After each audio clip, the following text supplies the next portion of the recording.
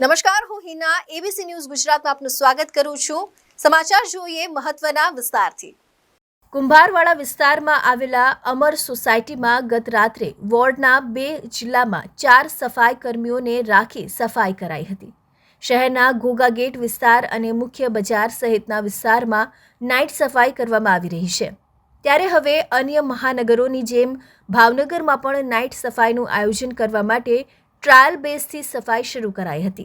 જો કે નાઇટ સફાઈ કરવામાં આવે તો લોકોએ પણ થોડી જાગૃતતા દાખવી અને રાત્રિના સફાઈ થયા બાદ સવારે કચરો ટેમ્પલ બેલમાં અથવા તો ડસ્ટબિનમાં એકઠો કરી રાખવામાં આવે અને રાત્રિના સફાઈ કર્મીઓ આવે ત્યારે યોગ્ય નિકાલ કરવામાં આવે તો મહાનગરપાલિકાનો નવો પ્રયાસ સફળ થાય।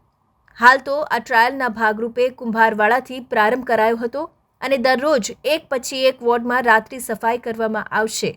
અત્યારે અમારા વોર્ડ વિસ્તારમાં અત્યારે કુંભારવાડા ફાટેકથી અવેડા સુધીની સાફ સફાઈ રાત્રિ ઝુંબેશ શરૂ કરેલ છે।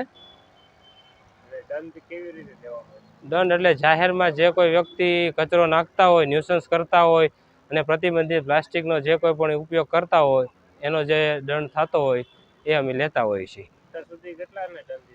અત્યાર સુધી 5 થી 6 આસામીઓને અત્યારે દંડ કરવામાં આવેલ છે।